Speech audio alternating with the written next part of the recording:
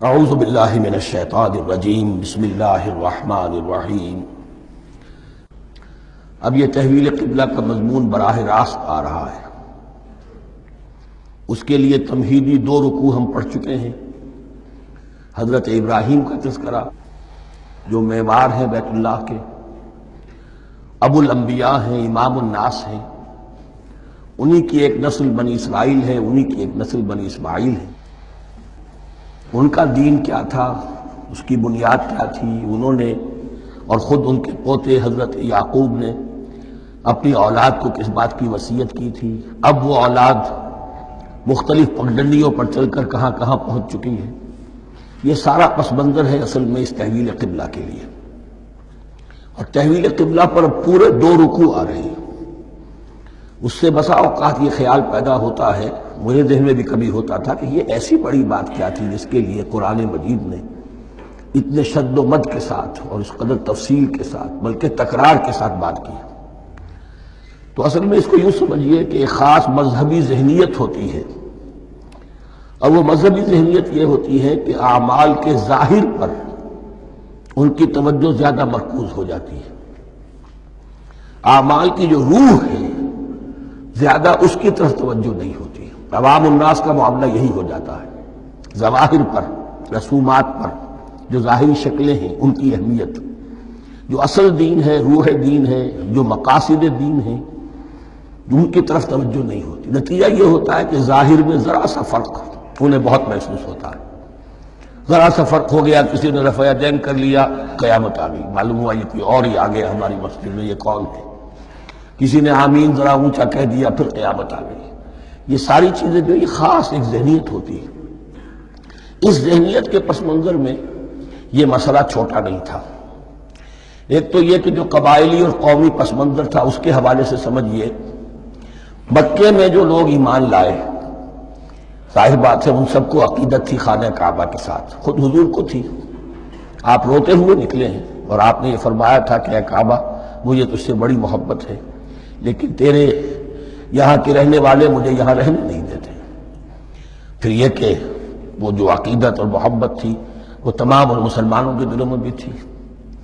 مدینے میں آ کر آپ نے رخ بدل دیا۔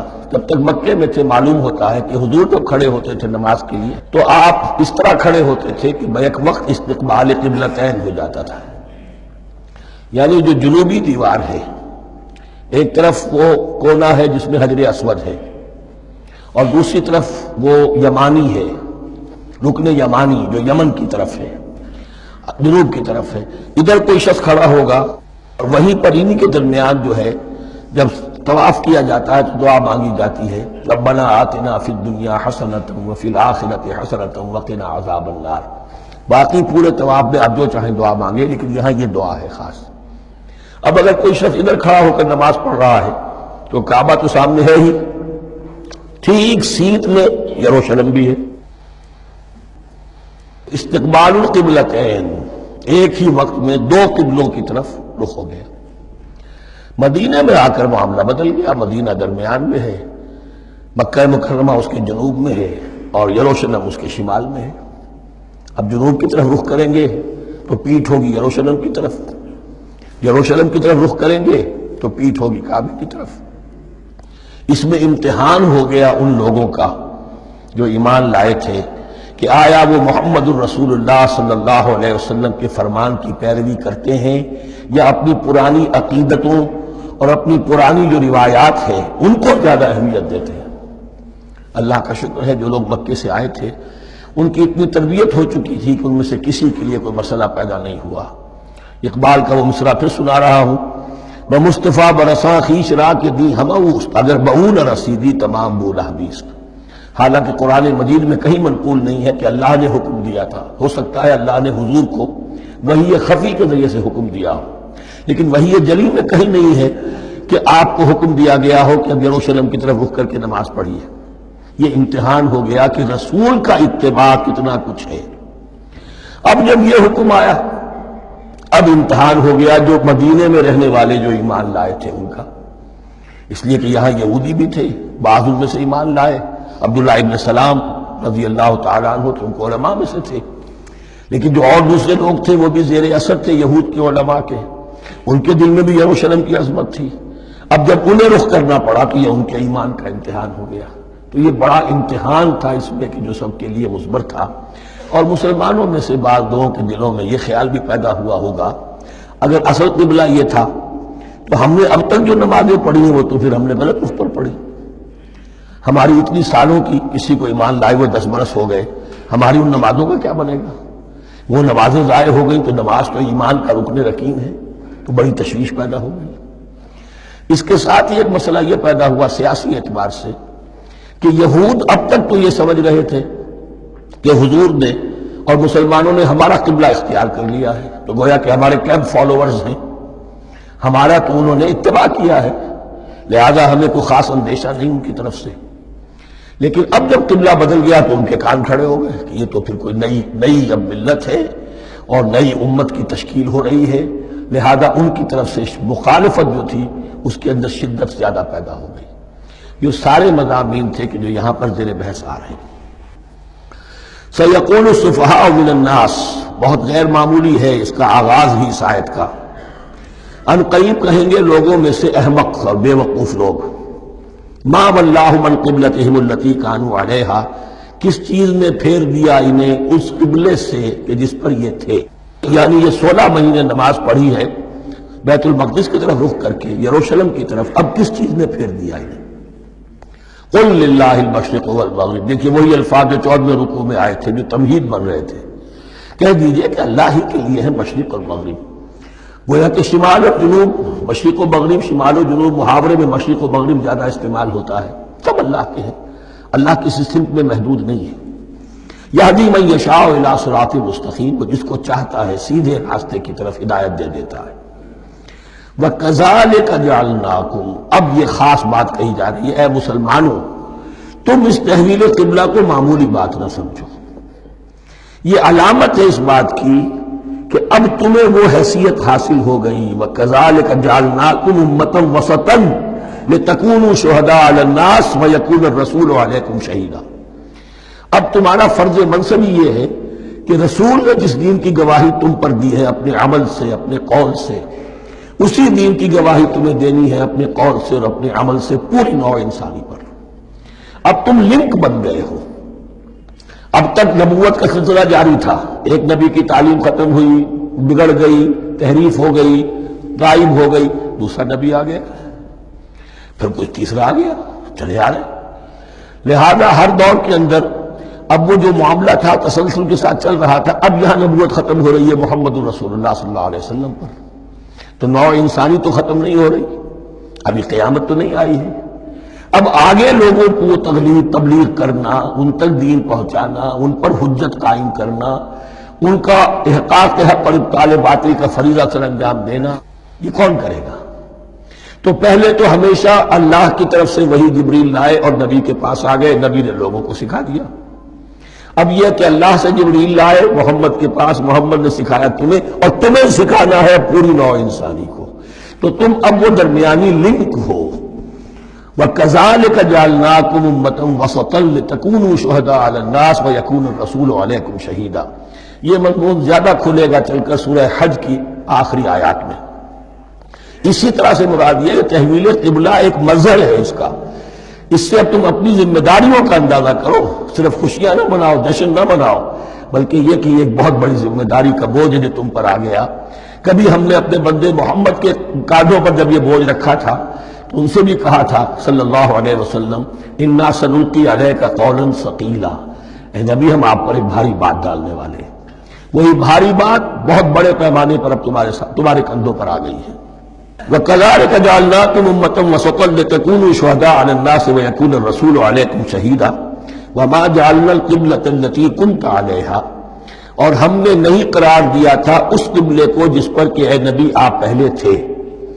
یعنی یہ دو طرح کی بات ہو سکتی ہے، وہی خفی سے اللہ نے فرمایا ہو کہ اے محمد اب کچھ عرصے کے لیے یروشلم کی طرف رخ کر کے نماز پڑھو، وہی جلی میں نہیں ہے، اور یہ بھی ہو سکتا ہے یہ حضور کا اجتہاد ہو اور اسے اللہ نے قبول فرما لیا، دونوں باتوں کا امکان موجود ہے۔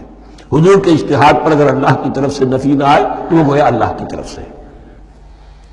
وما جعلنا القبلة التي كنت عليها إلا لنعلم من يتبع الرسول وممن ينقلب على عقبيه، اور نہیں ٹھہرایا تھا ہم نے اس قبلے کو جس پر کہ آپ رہے ہیں مگر یہ جاننے کے لیے کہ کون ہے، یہ ظاہر کرنے کے لیے کہ کون ہے کہ جو اتباع کرتے ہیں رسول کا صلی اللہ علیہ وسلم، اور وہ کون ہے کہ جو اپنی ایڑیوں کے بل لوٹ جاتے ہیں۔